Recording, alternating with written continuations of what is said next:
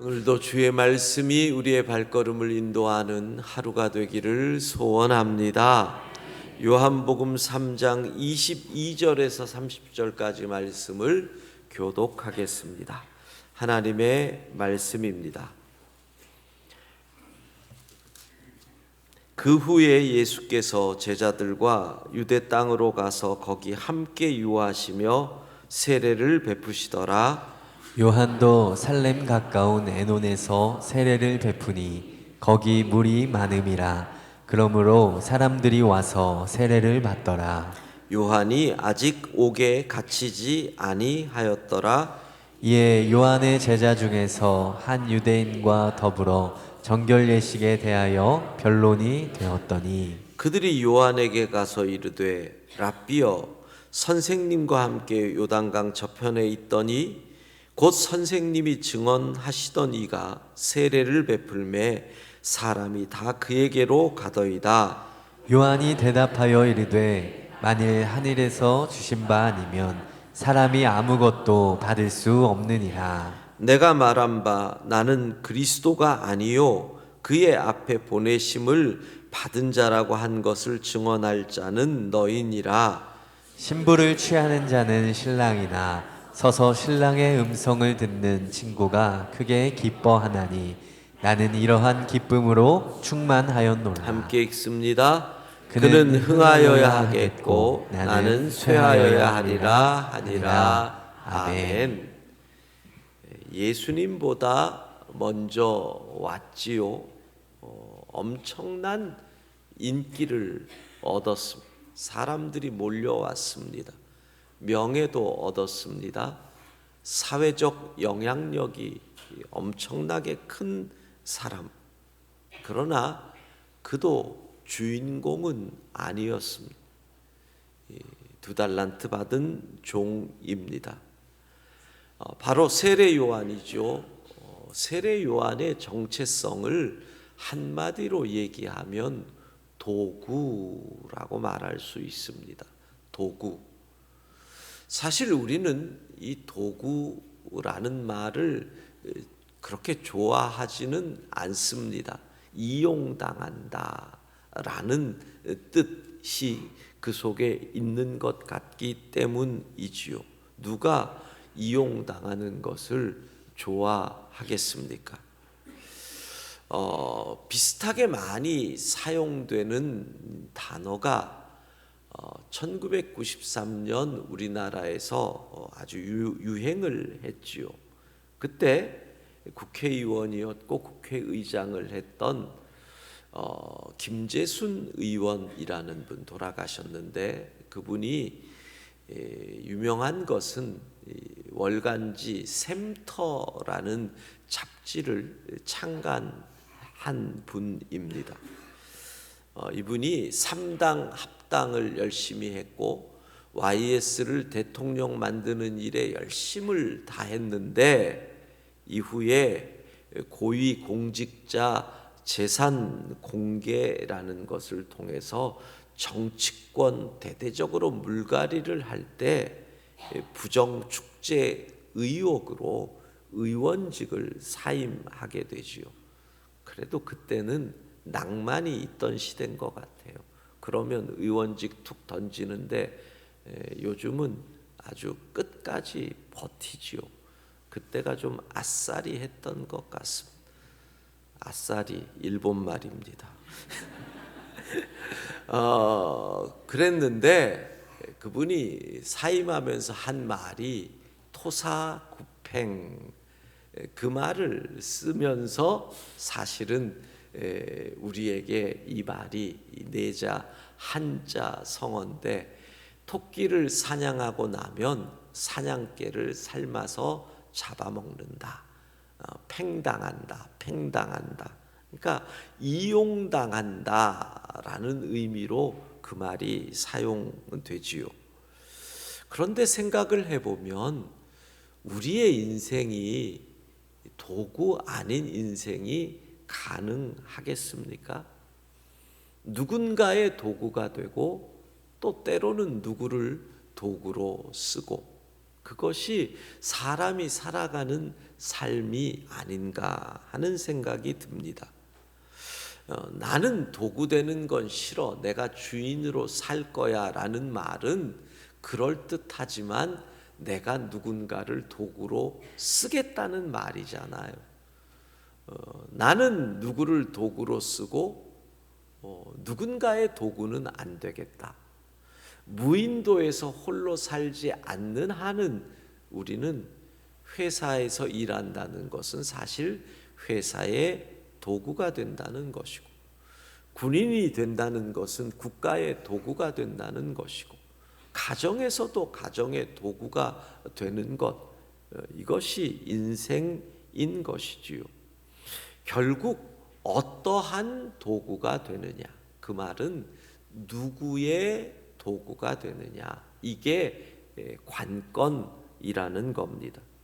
자, 가장 완전한 도구, 성경에 나타난 인물 가운데 가장 완전한 도구라고 할 수 있는 세례 요한의 삶을 통해서 우리가 어차피 도구인데 도구됨의 은혜를 누리기를 원한다면 세례 요한을 살펴보자는 겁니다.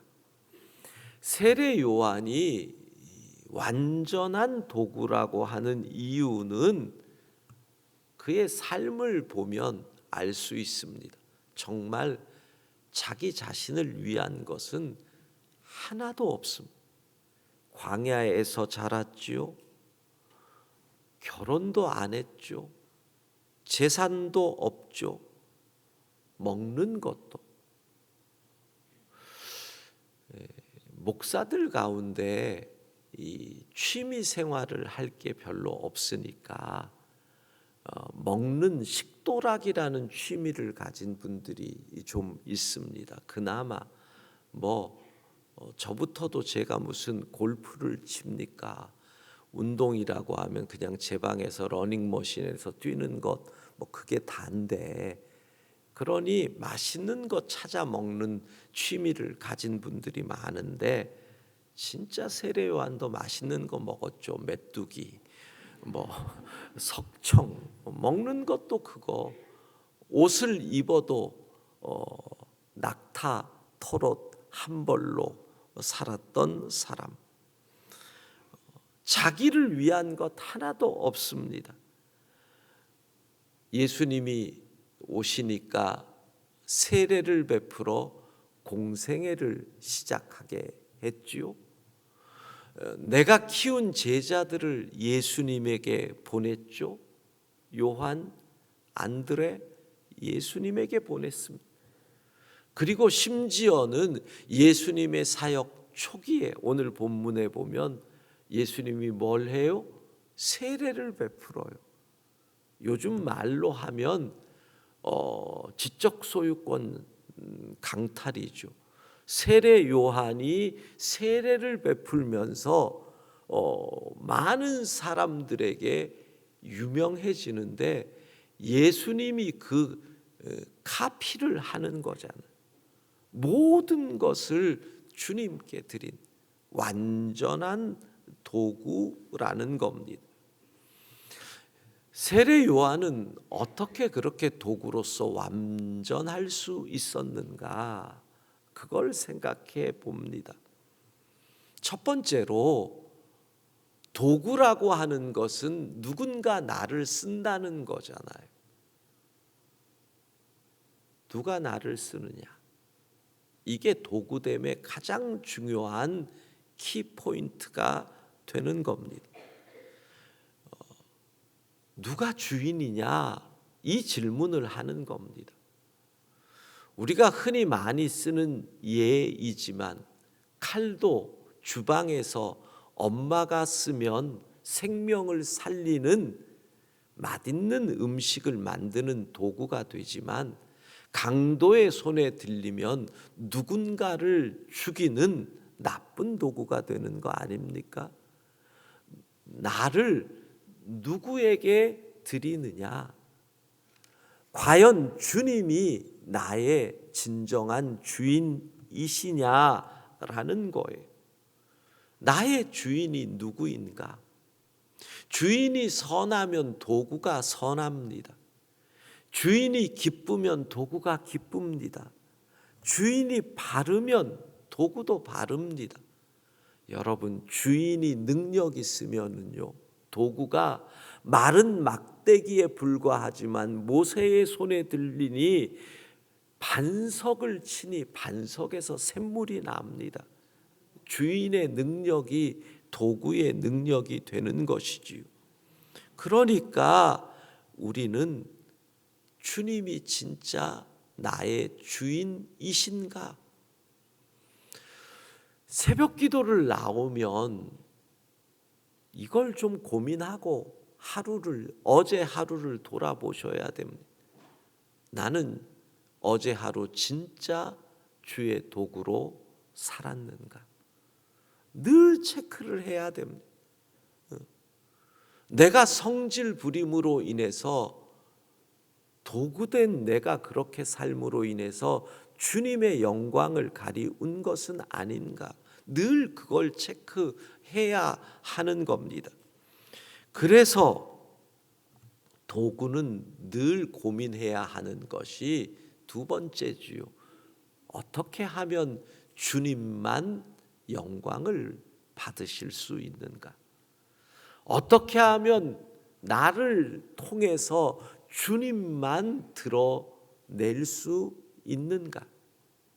오늘 본문이 그거예요.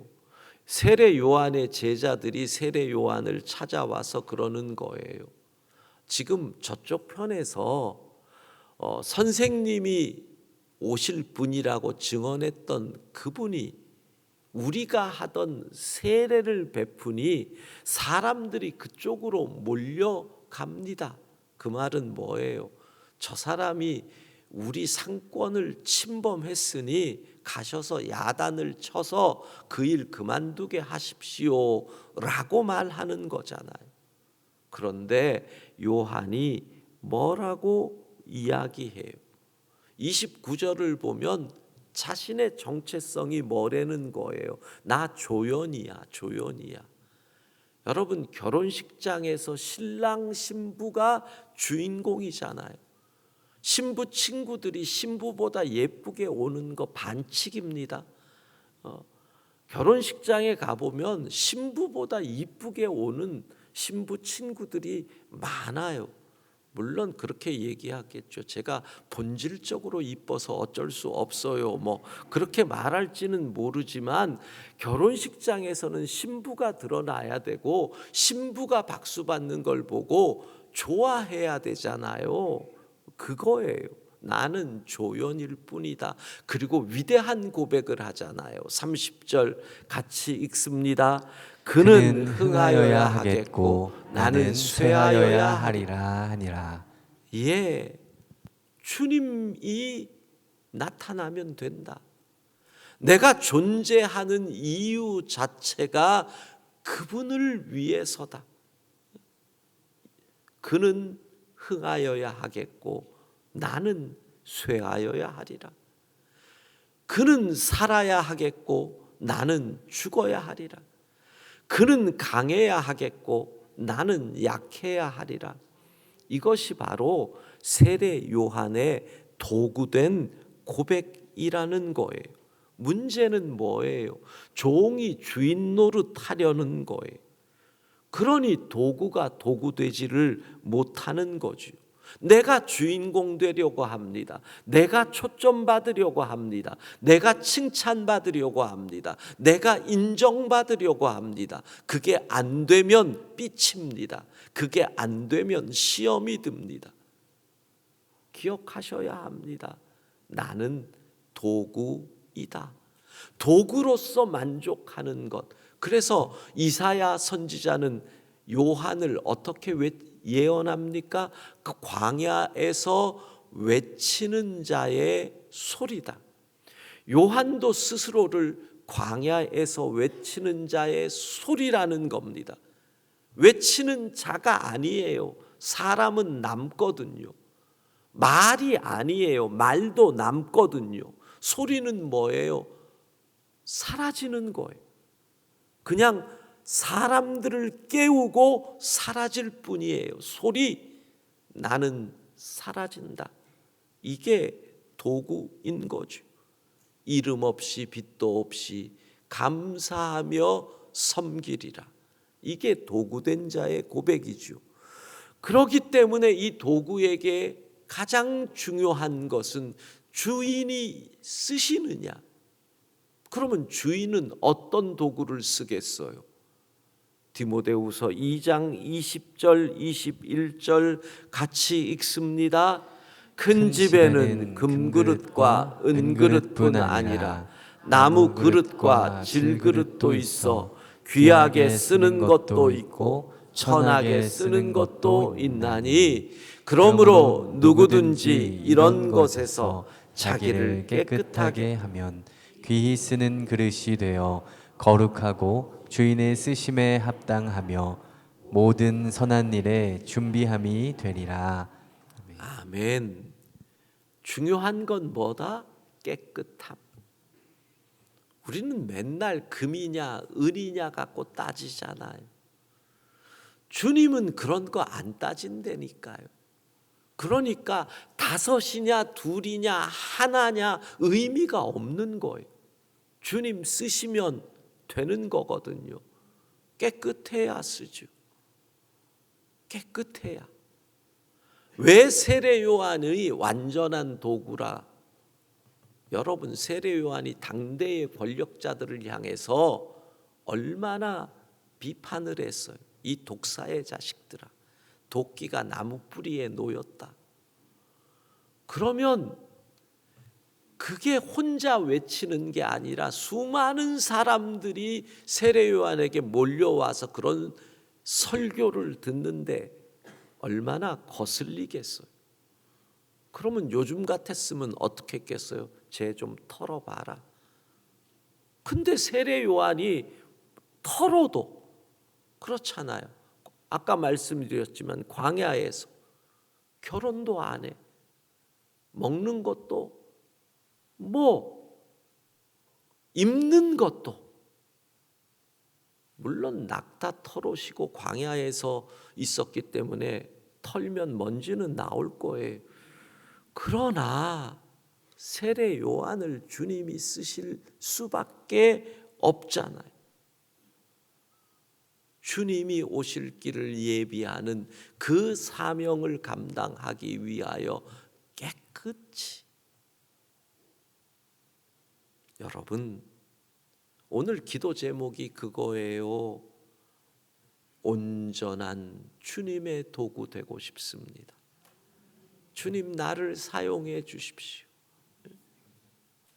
그래서 나의 삶이 온전히 주님만 높이는, 주의 영광만 나타내는, 주님만 드러내는 삶이 되게 하옵소서.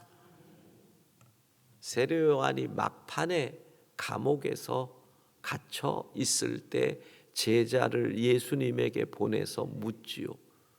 당신이 오신다는 그 사람 맞지요? 이것을 가지고 어떤 분들은, 많은 분들은 고난이 세례 요한을 의심의하게 만들었다. 이게 맞는 말이에요. 고난 가운데 있으니 의심이 들어온 거지요. 그러나 또 다른 면으로 보면 확인이지요. 확인이지요. 내가 당신의 도구로 일생을 살았습니다. 내가 내 일생을 당신의 길을 준비하며 살았습니다. 내 삶이 맞는 삶이지요. 이것을 확인하는 것이라고 생각할 수도 있잖아요. 여러분, 우리가 어느 날 주님 앞에 설 날이 다가왔을 때 내가 일생 주님을 위하여 살았습니다. 맞지요, 주님? 그 질문 하고 싶지 않겠어요? 도구로서 온전히 열심히 최선을 다해 살았습니다. 주님, 맞지요? 죽음 앞에서 그 질문 할 수 있는 것 아닐까요? 일생 도구로 온전히 살고 그 삶으로 기뻐하고 그 삶으로 주님 영광 나타내고, 그래서 주님은 세례 요한을 뭐라 그래요? 여자에게서 난 자 가운데 이보다 더 큰 자가 없다. 와, 이 가운데 여자에게서 안 나온 분 있으면 손 들어봐요. 온 인류 가운데 제일 큰 자다라는 거죠. 그게 주님의 칭찬이에요. 사랑하는 성도 여러분, 우리 기쁘게 도구로 살다가, 감사하며 도구로 살다가, 우리의 삶을 통해서 주님 영광만 나타나고, 그리고 온전히 주님 앞에 설 수 있는 우리 모두가 되기를 소망합니다. 찬양하십시다. 내가 주인 삼은.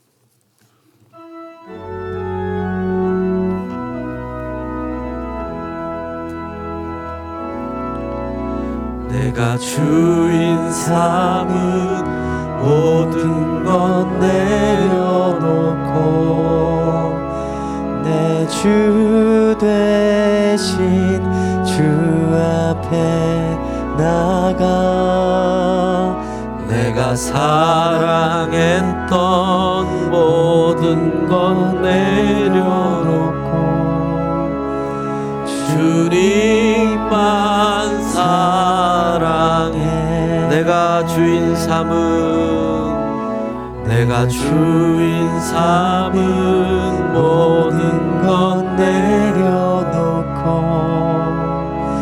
내 주 되신 주 앞에 나가 내가 사랑했던 모든 것 내려놓고 주님만 사랑해. 주님만 사랑해. 주 사랑 거친 풍랑에도 주 사랑